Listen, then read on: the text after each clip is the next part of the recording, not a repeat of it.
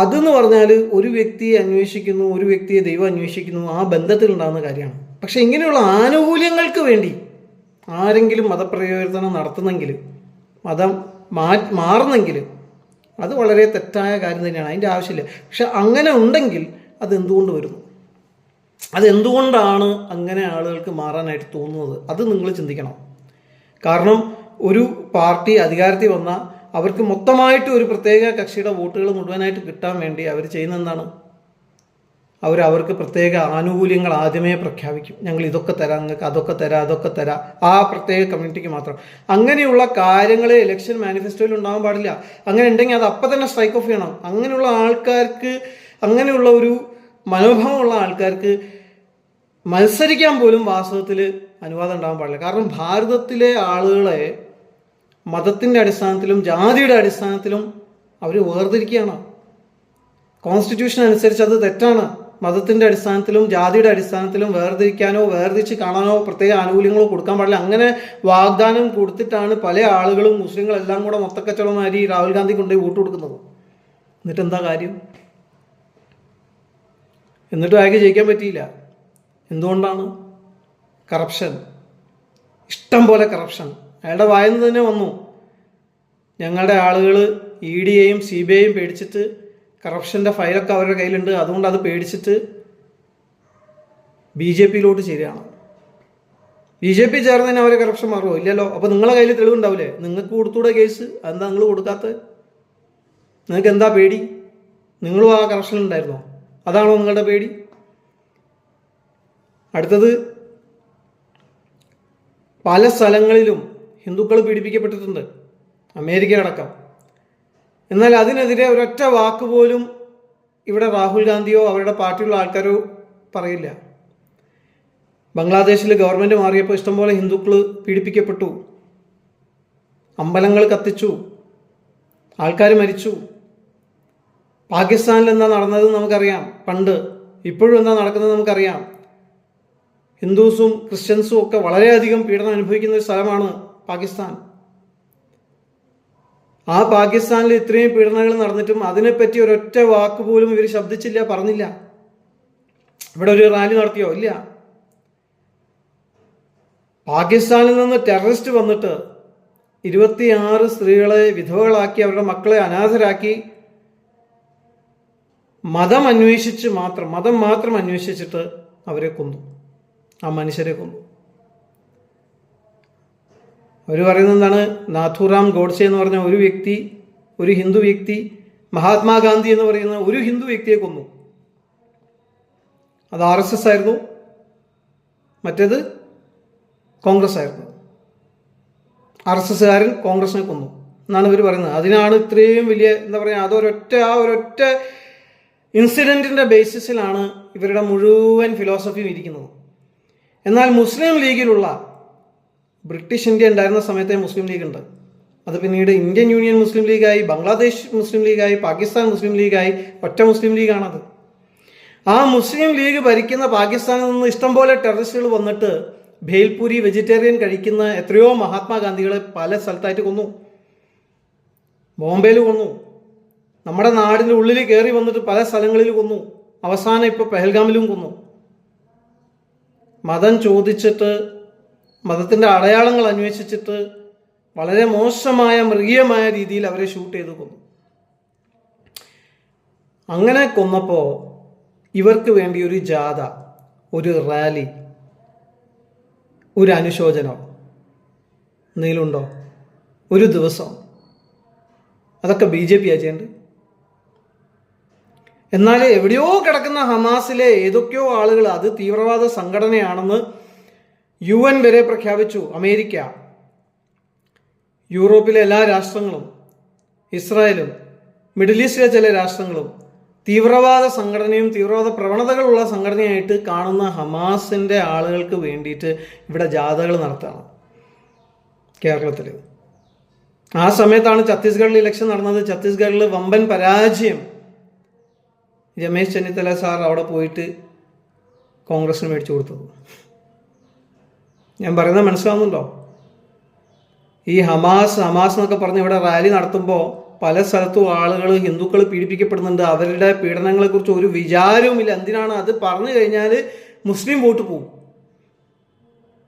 ഇതൊക്കെ എല്ലാവർക്കും അറിയുന്ന കാര്യമാണ്. പക്ഷെ ആരും പറയാൻ ആഗ്രഹിക്കുന്നത്, എല്ലാവർക്കും പേടിയാണ്. ആരെയാണ് പേടി? പിണറായി വിജയന്. ആരെയാണ് പേടി? അങ്ങനെ ഒരു പേടി ഉണ്ടാവാൻ പാടില്ലല്ലോ. ഈ ഭാരതം സ്വതന്ത്ര ഭാരതമല്ലേ? ഇവിടെ അങ്ങനെ ഒരു പേടീൻ്റെ ആവശ്യമില്ലല്ലോ. നമുക്ക് നമ്മുടെ അഭിപ്രായങ്ങൾ രേഖപ്പെടുത്താനുള്ള സ്വാതന്ത്ര്യമില്ലേ?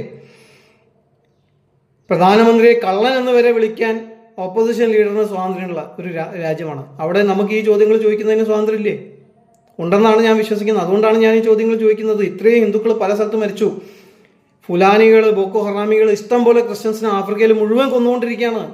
ഇപ്പം തന്നെ വന്നുകൊണ്ടിരിക്കുന്ന റിപ്പോർട്ടൊന്ന് വായിച്ചു നോക്കണം നിങ്ങൾ. ഇവിടുത്തെ മാധ്യമങ്ങൾ, മെയിൻ മാധ്യമങ്ങൾ ആ റിപ്പോർട്ട് പുറത്തു വിടുന്നില്ല. എന്താ വിടാത്തത്? മുസ്ലിങ്ങൾ അതുകൊണ്ടാണ് വിടാത്തത്. എന്നാൽ ഇന്റർനെറ്റ് ഉള്ളതുകൊണ്ട് എല്ലാവർക്കും എല്ലാ ന്യൂസും കിട്ടുന്നുണ്ട്. അമേരിക്കയിൽ വരുന്ന ന്യൂസും ഇന്ത്യയിൽ വരുന്ന ന്യൂസും എല്ലാ ന്യൂസും എല്ലാവർക്കും കിട്ടുന്നുണ്ട്. ഇവിടെ ഞാൻ ചോദിക്കുന്ന ഒരു ചോദ്യമേ ഉള്ളൂ. മരിക്കുന്നത് മുസ്ലിം ആയാലും ഹിന്ദു ആയാലും അവർ ഇന്ത്യൻ പൗരന്മാർ. ആ വ്യക്തികൾക്ക് വേണ്ടിയിട്ട് നിങ്ങൾക്ക് ഒരു അനുശോചനം പോലും രേഖപ്പെടുത്താനായിട്ട് തോന്നിയില്ല. ഒന്നൊരു ജാഥ പോലും ഇറക്കാനായിട്ട് തോന്നിയില്ല. പക്ഷെ ഹമാസിന് വേണ്ടി നിങ്ങൾ എത്ര ജാഥകൾ ഇവിടെ നടത്തി, എത്ര പരിപാടി ഇവിടെ നടത്തി. അതൊക്കെ നടത്താൻ പാടുണ്ടോ? അതൊന്നും നടത്താൻ പാടില്ല. അതൊക്കെ വളരെ തെറ്റായ, ഗുരുതരമായ തെറ്റാണത്. 80% ആളുകൾ എന്ന് പറയുന്ന ആളുകൾ എല്ലാവരും കണ്ടു നിൽക്കെ ഒരു ചെറിയൊരു മൈനോറിറ്റിയുടെ മൈനോറിറ്റി, ആ മൈനോറിറ്റിയുടെ മൈനോറിറ്റിയാണ് ഹമാസ് എന്ന് പറയുന്നത്. സൗദി ഹമാസിനെ അംഗീകരിക്കുന്നുണ്ടോ? എമിറേറ്റ്സ് ഹമാസിനെ അംഗീകരിക്കുന്നുണ്ടോ? വേറെ എത്രയോ രാജ്യങ്ങളുണ്ട്, അവർ ഹമാസിനെ അംഗീകരിക്കുന്നില്ല. കാരണം ഈ ഹമാസ് അവർക്കും എതിരെയാണ്. ഹമാസ്, ഹെസ്ബുള്ള, ഹൂത്തി, അമേരിക്കയുമായിട്ട് ബന്ധമുള്ള എല്ലാ മിഡിൽ ഈസ്റ്റേൺ രാജ്യങ്ങൾക്കും അവരെതിരാണ്. അപ്പോൾ ആ മെജോറിറ്റി മുസ്ലിം രാജ്യങ്ങൾ അംഗീകരിക്കാത്ത, അവരുടെ രാജ്യങ്ങളിൽ പോലും മൈനോറിറ്റി സ്റ്റാറ്റസ് പോലും ഇല്ലാത്ത ആ ഹമാസിന് വേണ്ടിയിട്ട് ഇവിടെ ജാഥ നടത്താണ്. UAE ജാഥ നടക്കുന്നുണ്ടോ ഹമാസ് അനുകൂലമായിട്ട്? സൗദി നടക്കുന്നുണ്ടോ? അതെന്താ?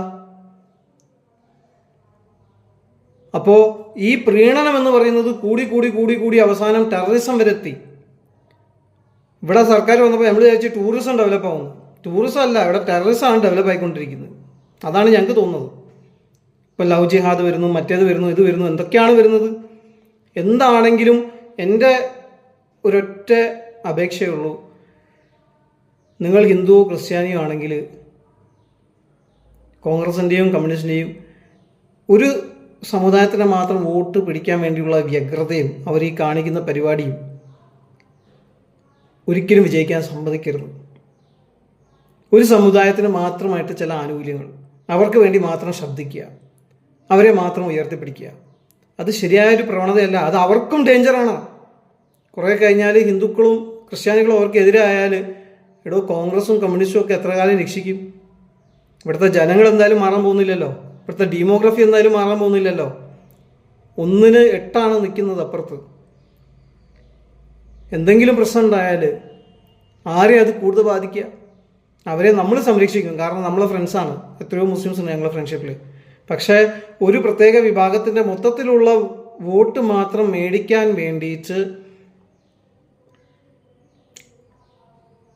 ആ വോട്ട് കൊണ്ട് മാത്രം ജയിക്കാൻ പറ്റുമെന്ന് വിശ്വസിച്ച് മറ്റേ ഗ്രൂപ്പിൻ്റെ വോട്ടേഴ്സിനെയൊക്കെ കാസ്റ്റിൻ്റെ അടിസ്ഥാനത്തിൽ വിഭജിപ്പിക്കുക. ഇങ്ങനെയുള്ള വളരെ ചീപ്പായിട്ടുള്ള രാഷ്ട്രീയം പല വർഷങ്ങളായിട്ട് നടത്തിക്കൊണ്ടിരിക്കുന്ന കോൺഗ്രസിൻ്റെയും കമ്മ്യൂണിസ്റ്റിൻ്റെയും ഈ പദ്ധതിയെ നിങ്ങൾ പരാജയപ്പെടുത്തണം. ഹിന്ദുക്കൾ എല്ലാവരും സംഘടിച്ച്, ഇവരെല്ലാവരും സംഘടിച്ചിട്ട് ഒരു കൂട്ടത്തിന് വോട്ട് ചെയ്യാൻ ഇവർക്ക് പറ്റൂലേ? അങ്ങനെ പാടുണ്ടോ? ഇവർക്ക് പൊളിറ്റിക്കൽ വ്യൂസ് ഇല്ല. ഇവർക്ക് എന്താ കമ്മ്യൂണിസമോ സോഷ്യലിസമോ അങ്ങനത്തെ ഒന്നുമില്ല ഇവർക്ക്. ഇവരെല്ലാവരും സംഘടിച്ചിട്ട് ഒറ്റ ടീമിന് വേണ്ടി വോട്ട് ചെയ്യുക, അത് ശരിയായ പ്രവണതയാണ്? അങ്ങനെ ചെയ്യാൻ അവർ തുനിഞ്ഞാലും അതിനെ പരാജയപ്പെടുത്തണമെന്നാണ് ഞാൻ പറയുന്നത്. ഹിന്ദുക്കൾ എല്ലാവരും സംഘടിച്ചിട്ട്, അതാണല്ലോ സംഘ് പരിവാർ കെ സംഘ്, എല്ലാ ഹിന്ദുക്കളും സംഘടിച്ചിട്ട് ഇനി ഇതിൽ താല്പര്യമുള്ള ഈ പറയുന്ന ഇങ്ങനത്തെ മോശമായ കാര്യങ്ങളിൽ ഇടപെടാൻ ആഗ്രഹിക്കാത്ത ക്രിസ്ത്യാനികളും എല്ലാവരും ഒരുമിച്ച് സംഘടിച്ച് ഭാരതത്തിൻ്റെ മൊത്തത്തിലുള്ള വളർച്ച ആഗ്രഹിക്കുന്ന, സമഗ്രമായ വളർച്ച ആഗ്രഹിക്കുന്ന, എല്ലാവരെയും ഒരേപോലെ ട്രീറ്റ് ചെയ്യുന്ന, ആർക്കും പ്രത്യേക ആനുകൂല്യങ്ങൾ കൊടുക്കാത്ത, ആനുകൂല്യങ്ങളുടെ അടിസ്ഥാനത്തിൽ സർക്കാർ രൂപീകരിക്കാൻ ശ്രമിക്കാത്ത, കറപ്ഷൻ ഇല്ലാത്ത, മോദിക്കെതിരെ മോദി കള്ളനാണ് മറ്റാന്നൊക്കെ പറഞ്ഞില്ലേ, എവിടെ കറപ്ഷൻ കാണിക്കേ? യോഗിക്കെതിരെ യോഗി കള്ളനാന്ന് പറഞ്ഞില്ലേ, എവിടെയാണ് കറപ്ഷൻ കാണിക്കേ? കറപ്ഷനുള്ള കോൺഗ്രസ്സുകാരെല്ലാം ഇപ്പോൾ അങ്ങോട്ട് തിരിഞ്ഞുകൊണ്ടിരിക്കുക. അപ്പോൾ ഇവിടെ കറപ്ഷൻ മാറുമോ? ഇല്ലല്ലോ. അങ്ങനെയാണെങ്കിൽ അവർക്കെതിരെ കേസ് കൊടുത്തിട്ട് ആ പറയുന്ന കള്ള കോൺഗ്രസ്സുകാരെ കൊടുക്ക്. അതെന്താ കൊടുക്കാൻ പറ്റാത്തത്? നിങ്ങളും അതിൽ കാണും. അതുകൊണ്ടല്ലേ കറപ്ഷൻ ഇല്ലാതെ ഒരു നാടിനെ നല്ല രീതിയിൽ ഭരിച്ച് അതിനെ നല്ലൊരു ഡെവലപ്മെൻറ്റിലേക്ക് എത്തിക്കാനായിട്ട് ശ്രമിക്കുന്ന ആ ആളുകളുടെ കൂടെ നമ്മളെല്ലാവരും സംഘടിച്ചിട്ട് ഒറ്റ കെട്ടായിട്ട് ഒരൊറ്റ വ്യക്തിയെ പോലെ വോട്ട് ചെയ്യണം. അങ്ങനെ വോട്ട് ചെയ്തെങ്കിൽ മാത്രമേ നിങ്ങളുടെ വോയിസിന്, നിങ്ങളുടെ ആളുകൾക്ക് വിലയുണ്ടാവുള്ളൂ. ഈ ലവ് ജിഹാദും മറ്റേ ഇതൊന്നും നടക്കാനേ പാടില്ല. അതിനൊരു അവസരം പോലും കൊടുക്കാൻ പാടില്ല. അതൊന്നും നടക്കരുത്. ഒരാൾക്ക് ദൈവത്തെ അറിയണം. അവർ അറിഞ്ഞോട്ടെ, അവർ വ്യക്തിപരമായി അന്വേഷിച്ചറിഞ്ഞിട്ട് അവർ വിശ്വസിച്ചോട്ടെ. അതിന് നമുക്കെന്താ? പക്ഷെ ഇങ്ങനെ ഡ്രഗ്സ് കൊടുത്തിട്ട്, ലവിൽ കുടുക്കിയിട്ട്, തോക്ക് കാണിച്ചിട്ട് അങ്ങനെയുള്ള കാര്യങ്ങളൊക്കെ ഭാരതത്തിൽ സംഭവിക്കുന്നുണ്ട്. അതൊക്കെ സംഭവിക്കാനുള്ള കാരണം എന്ന് വെച്ചാൽ ഒരു പ്രത്യേക വിഭാഗത്തിന് സംരക്ഷണം കൂടുതലായിട്ട് കിട്ടുന്നതുകൊണ്ടാണ്. സംരക്ഷണം മാത്രമല്ല, അവരുടെ വോട്ട് മുഴുവൻ കിട്ടും എന്ന് വിചാരിച്ചിട്ടാണ് അവർക്ക് ഇങ്ങനെയുള്ള ഫ്രീബീസും കുറേ സംരക്ഷണവും കുറേ റിസർവേഷനും കുറേ ആനുകൂല്യങ്ങളൊക്കെ കൊടുക്കുന്നത്. അങ്ങനെയുള്ള കാര്യങ്ങൾ ചെയ്ത് അവരെയും വഷളാക്കുകയാണ്, ആ കമ്മ്യൂണിറ്റിയെയും വഷളാക്കുകയാണ്, മറ്റുള്ളവരെ അവർ പേടിക്കത്തക്ക രീതിയിൽ ആക്കി തീർക്കുകയാണ്. അതിൻ്റെ ആവശ്യമില്ല. എല്ലാവരും സംഘടിക്കുക, വോട്ട് ചെയ്യണം. വോട്ട് ചെയ്തില്ലെങ്കിൽ നിങ്ങളുടെ വോയിസിന് വില ഉണ്ടാവില്ല. അത് ഞാൻ മനസ്സിലാക്കുന്നത് ഇപ്പോഴാണ്. പല സമയങ്ങളിൽ ഞാൻ വോട്ട് ചെയ്യാതെ പോയിട്ടുണ്ട്. വോട്ട് ചെയ്തില്ലെങ്കിൽ നിങ്ങളുടെ വോയിസിന് വില ഉണ്ടാവില്ല. ഞാൻ ഇന്ന് എൻ്റെ അനുഭവം എൻ്റെ അച്ഛനോട് പറഞ്ഞപ്പോൾ, അപ്പോൾ അച്ഛൻ പറഞ്ഞ എന്നെ ചേർത്ത് ഞാനിതൊന്നും പറഞ്ഞില്ല, എന്നോടൊന്നും ചോദിച്ചില്ല. അവർ നേരെ അങ്ങോട്ട് ചേർത്തു, അങ്ങനെയാണ് ചെയ്തതെന്ന് പറഞ്ഞു. അപ്പം ഞാൻ ചോദിച്ചു, ഒരു വ്യക്തിയുടെ എന്താ പറയുക, പാർട്ടി നോക്കിയിട്ട്, ഇപ്പോൾ അവൻ BJP ആണോ കോൺഗ്രസ് ആണോ ഒന്ന് നോക്കിയിട്ടാണ് വോട്ടിൽ ചേർക്കുന്നത്. കേരളത്തിൽ അവൻ BJP ആണെങ്കിൽ അവനെ 10 മിനിറ്റ് വെയിറ്റ് ചെയ്യിപ്പിക്കും, അല്ലെങ്കിൽ 15 മിനിറ്റ് വെയിറ്റ് ചെയ്യിപ്പിക്കും, എന്നിട്ട് അവനെ ചേർക്കുള്ളൂ. അങ്ങനത്തെ പരിപാടിയൊക്കെ സംഭവിക്കാൻ പാടുണ്ടോ? അതിന് നമുക്ക് ഇഷ്ടമുള്ള ആൾക്ക് വോട്ട് ചെയ്യാലോ, അല്ലേ? ഇനി നാളെ ഞാൻ കോൺഗ്രസ് വോട്ട് ചെയ്താലോ, നാളെ ഞാൻ കമ്മ്യൂണിസ്റ്റ് വോട്ട് ചെയ്താലോ, അത് നിങ്ങൾക്കറിയില്ലല്ലോ. പക്ഷെ ഞാൻ ഇന്ന് BJP ആയതുകൊണ്ട് എന്നെ 10 മിനിറ്റ് അവിടെ മാറ്റി നിർത്താം. അപ്പോൾ ഞാൻ അന്ന് അച്ഛനോട് പറഞ്ഞപ്പോൾ അച്ഛനോട് പറഞ്ഞാൽ അറിയോ, അച്ഛനോട് ഞാൻ പറഞ്ഞു നമ്മൾ 3 പേരും പോയി വോട്ട് ചെയ്യണം. അച്ഛനൊന്നും വോട്ട് ചെയ്യാൻ ഉദ്ദേശിക്കുന്നുണ്ടായിരുന്നില്ല അടുത്ത പ്രാവശ്യം. ഞാൻ പറഞ്ഞ അച്ഛനോട് നമ്മളെല്ലാവരും പോയി വോട്ട് ചെയ്യണം. ഓരോ വോട്ടും, every vote counts, get out and vote എന്ന് ഡൊണാൾഡ് ട്രംപ് പറയല്ലേ അമേരിക്കയിൽ.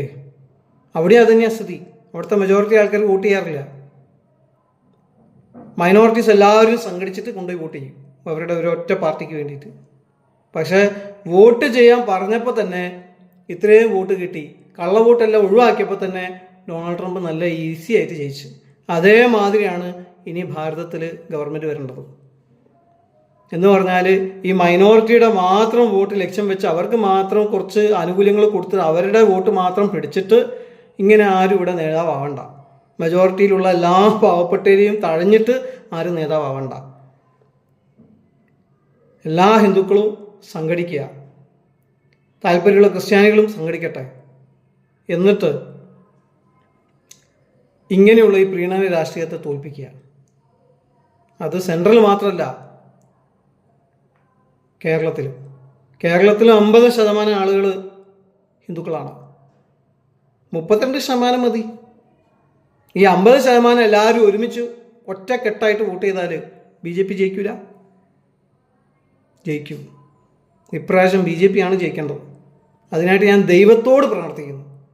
കാരണം ഈ രാഷ്ട്രത്തിലെ ആളുകളെ വിഭജിപ്പിച്ചിട്ട് ഒരു പ്രത്യേക വിഭാഗത്തിന് മാത്രം കൂടുതൽ ആനുകൂല്യം കൊടുത്തിട്ട് ഇതൊക്കെ വളരെ അനീതിപരമായിട്ടുള്ള അന്യായപരമായിട്ടുള്ള കാര്യങ്ങളാണ്. ഇതൊക്കെ കണ്ടുകൊണ്ട് ഞാൻ ചിലപ്പോൾ ക്രിസ്ത്യൻ ആയിരിക്കും, ചിലപ്പോൾ മൈനോറിറ്റി ആയിരിക്കും, ചിലപ്പോൾ എനിക്ക് സംഘപരിവാറിനെ പേടിയായിരിക്കും, അവർ ഞാൻ എൻ്റെ ഗോസ്പൽ വർക്കിനെ നിർത്തുമ്പോൾ പേടിയായിരിക്കും. എന്നാലും അവരെനിക്ക് 2 അടി കൂടുതൽ തന്നാലും സാരില്ല, ഞാൻ BJPക്ക് വോട്ട് ചെയ്യാൻ പോകുന്നു. ദൈവം സഹായിക്കട്ടെ. ബുദ്ധി ഉപയോഗിച്ച് ചിന്തിക്കുക, എങ്ങോട്ടാണ് നമ്മുടെ രാഷ്ട്രത്തെ നമ്മൾ നയിക്കുന്നത്.